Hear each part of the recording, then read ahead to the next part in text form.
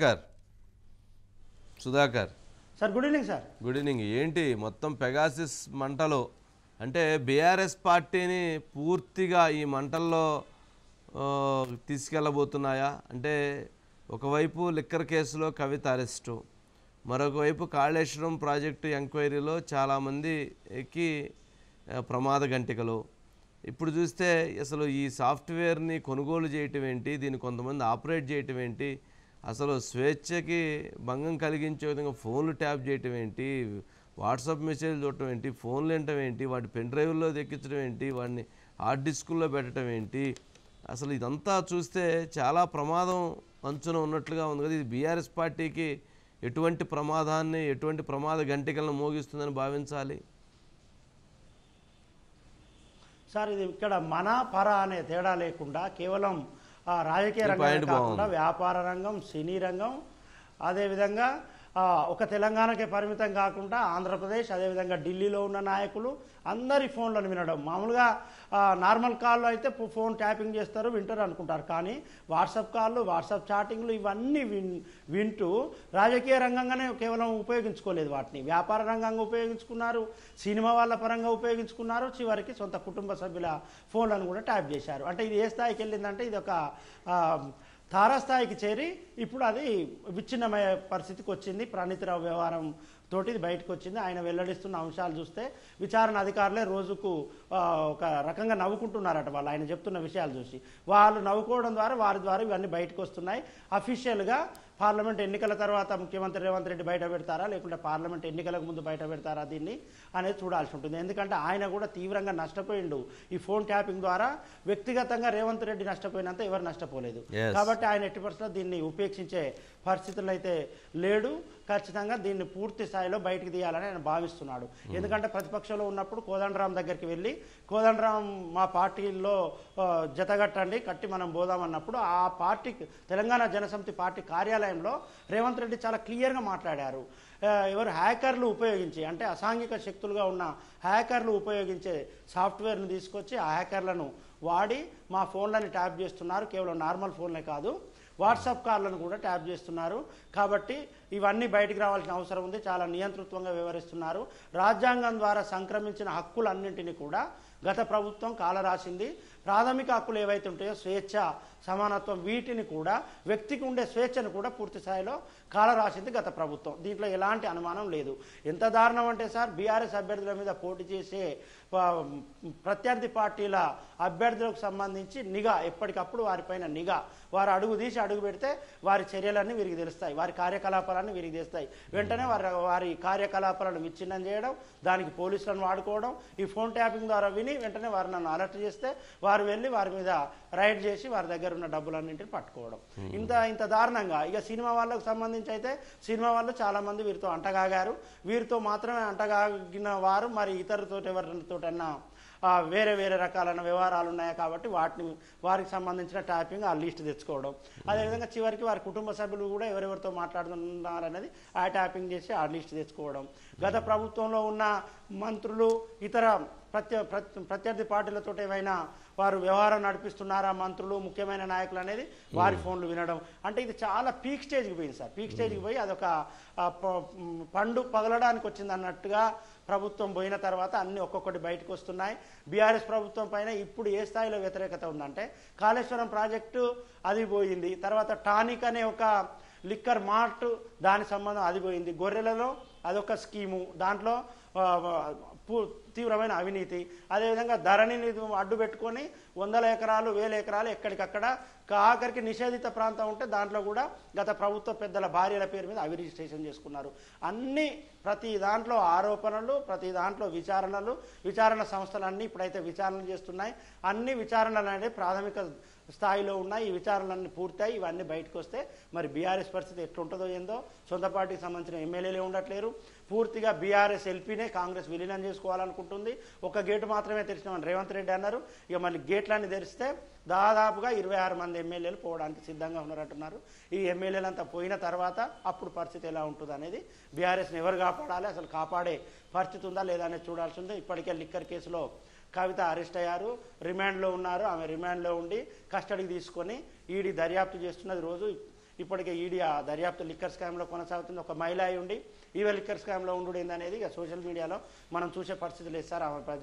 ఆమె మీద జరుగుతున్న ట్రోల్స్ ఏవైతున్నాయో ఇవన్నీ చాలా క్లిష్టమైన పరిస్థితుల్లో ప్రస్తుతం బీఆర్ఎస్ ఉన్నది. ఈ క్లిష్టమైన పరిస్థితుల నుంచి బీఆర్ఎస్ ఇప్పుడు ఎలా బయటపడదో చూడాల్సి ఉంటుంది. గతంలో అనేక క్లిష్టమైన పరిస్థితులు వస్తే తెలంగాణ ఉద్యమం అనే ఒక ఆయుధం ఉంది కాబట్టి తెలంగాణ ఉద్యమాన్ని ముందు పెట్టుకొని కేసీఆర్ బయటకు వచ్చిండు, మళ్ళీ పార్టీని కాపాడుకుంటూ వచ్చిండు. కానీ ఇప్పుడు తెలంగాణ ఉద్యమం అనేది లేదు కాబట్టి కేసీఆర్ ఎట్లా ఈ క్రైసిస్ నుంచి బయటపడతారు చూడాల్సింది. సుధాకర్ అంటే సరే ఓకే, ఈ సబ్జెక్ట్లో మరి ఎలా బయటపడతారు అని అంటే తప్పు చేస్తే ఖచ్చితంగా శిక్షించబడాల్సిందే, తప్పు చేయకపోతే నిరపరాధిగా బయటికి రావచ్చు. ఇక్కడ తప్పు చేయకపోతే హార్డ్ డిస్కులను తగలబెట్టడం, వాటిని దొంగతనం చేయటం, సిస్టంలను పగలగొట్టడం, వాటిని అడవిల్లో పడేయటం ఇవన్నీ అవసరం లేదు కదా. వైఎస్ వివేకానంద రెడ్డిని గొడ్డలు తీసుకొని నరికారు కాబట్టి ఆ గొడ్డలు తీసుకొని పోయి కాలువలో పడేశారు, కనపడకుండా చేశారు. మరి ఇది కూడా అలాగే కదా. ఇట్లాంటిది కూడా మరి క్రైమ్ని ధ్వంసం చేసేటువంటి ప్రయత్నం ఆ ఎక్విప్మెంట్ని. సరే ఇదొకటి. రెండోది, ఇంతకుముందు మీరు చెప్పినట్టుగా కాంగ్రెస్లో బీఆర్ఎస్ విలీనం హిస్టరీ రిపీట్ అవుతుందా? గతంలో బీఆర్ఎస్ పార్టీలో అంటే టీఆర్ఎస్ పార్టీలో కాంగ్రెస్ ఎమ్మెల్యేలు మొత్తాన్ని తీసుకొని పోయి దాంట్లో విలీనం చేశారు. మరి ఇప్పుడు కాంగ్రెస్ పార్టీ బీఆర్ఎస్ ఎమ్మెల్యేలను తీసుకొని విలీనం చేసేటువంటి ప్రక్రియ చేయబోతుందా? ఆ హిస్టరీ రిపీట్ అవుతుందా?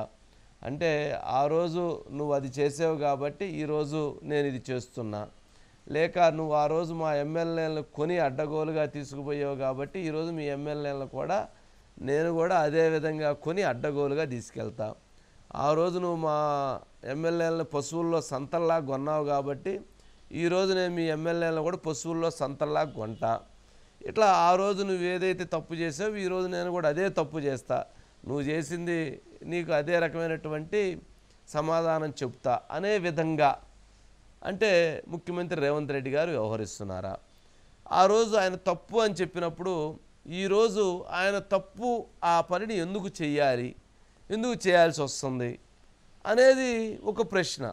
అంటే ఇక్కడ ఒక పాయింట్ ఏమొస్తుందంటే ఆ రోజు కాంగ్రెస్ పార్టీ బీఆర్ఎస్ ప్రభుత్వాన్ని పడగొడతాము అని చెప్పాల, బీఆర్ఎస్ ప్రభుత్వాన్ని కూలగొడతాం, టీఆర్ఎస్ ప్రభుత్వాన్ని పడగొడతామని చెప్పని చెప్పాల.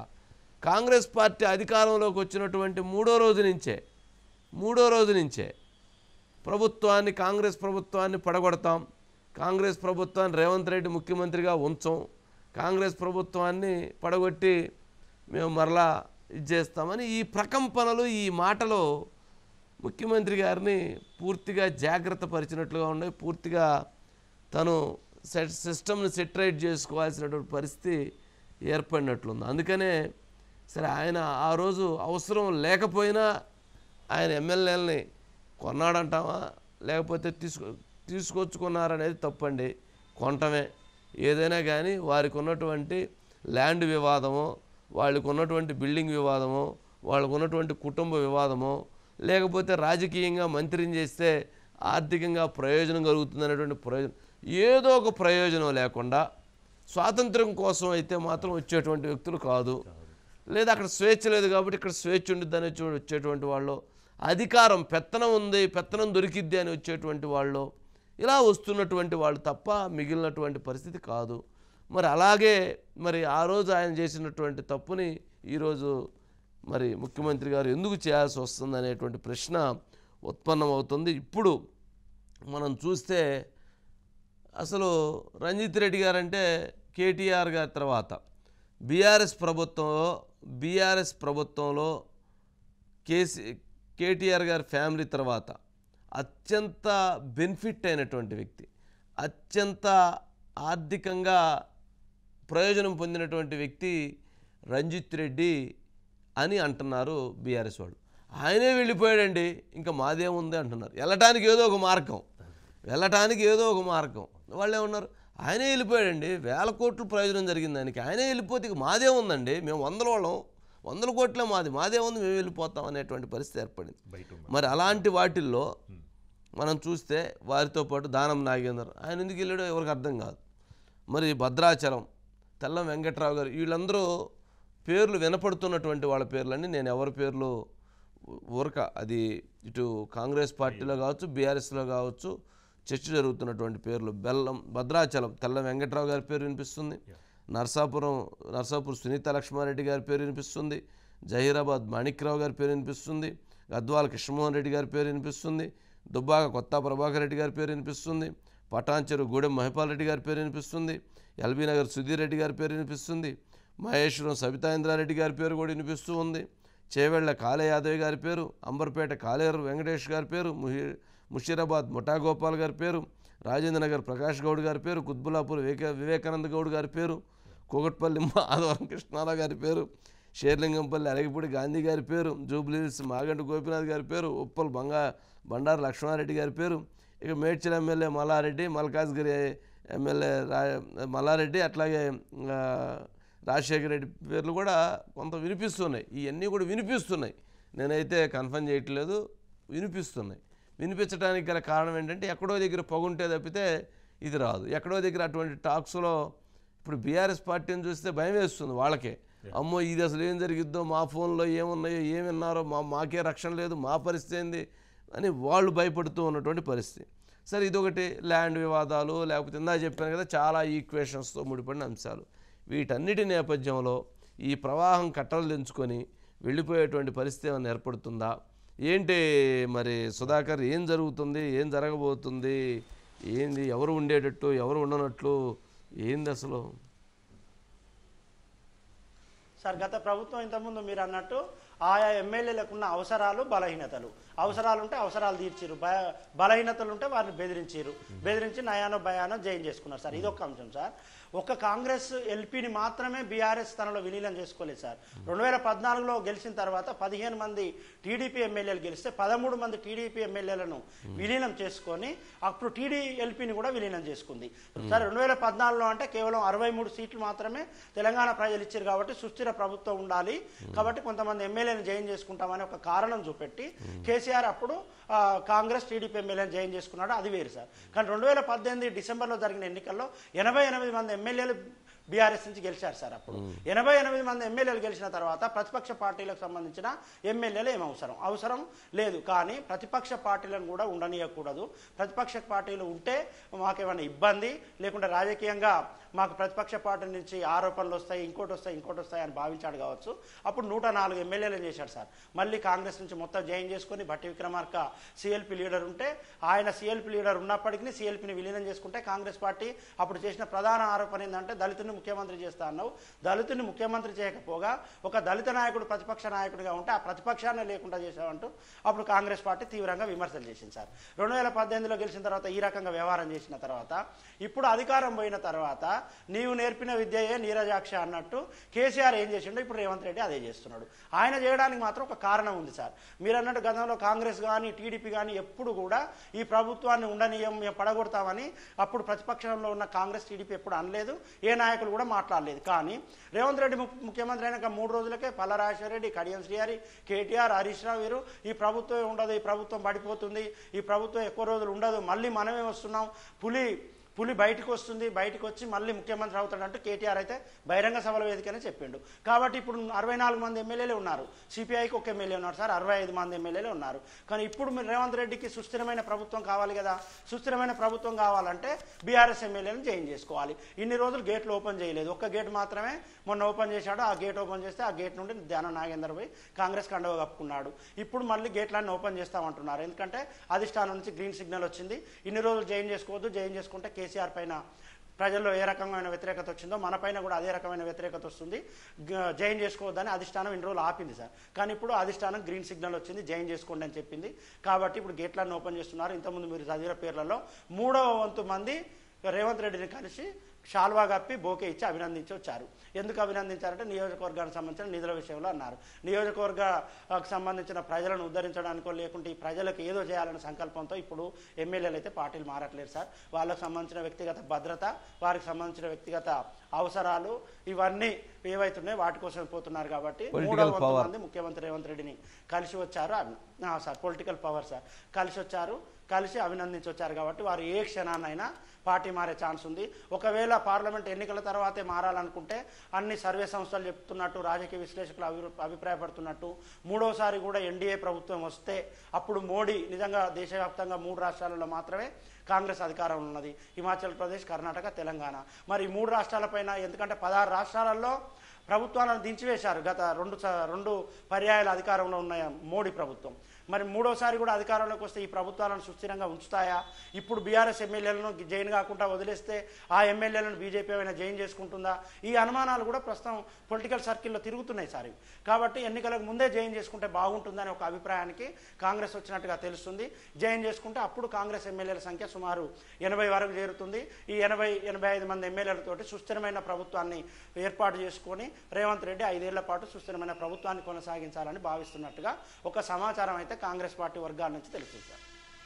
Okay, right Sudhakar. మరి అదే పరిస్థితులు కనిపిస్తున్నాయి కళ్ళ ముందు, అలాంటి పరిస్థితులు కనిపిస్తున్నాయి. దీనికి కారణం ఏంటంటే బీఆర్ఎస్ పార్టీయే కారణం, కేసీఆర్ గారే కారణం, కేటీఆర్ గారే కారణం. ఎందుకంటే వారు ఎప్పుడు కూడా వారి పార్టీలో ఉన్నటువంటి నేతలతోటి కూడా వారు ప్రేమను పంచలేదు, ప్రేమని పంచలేదు, ఆప్యాయతని పంచలేదు. ఒక నియంతృత్వ పోకడలే వీటన్నిటికీ కారణం అన్నది ఇప్పుడు ఆ పార్టీలోనే అంతర్గతంగా జరుగుతున్నటువంటి చర్చ. ఎక్కడ మాకు స్వేచ్ఛ ఉన్నది? మాకు స్వేచ్ఛ లేదే, మా ఫోన్లే ట్యాప్ చేశారు అంటున్నారు, మమ్మల్నే క్లాస్ బీకారు, మమ్మల్నే బెదిరించారు, మమ్మల్నే ఇబ్బంది పెట్టారు, మాకెక్కడ ఉంది అనేది వారు మాట్లాడుకుంటున్నటువంటిది ఆఫ్ ది రికార్డులో. ఆన్ రికార్డులో కాదు కానీ ఆఫ్ రికార్డ్. అక్కడికి పోతే మాత్రం కేసీఆర్ గారిని బాపు అని పిలుస్తూ ఉంటారు. సరే, చూద్దాం మరి. సుధాకర్, రైట్.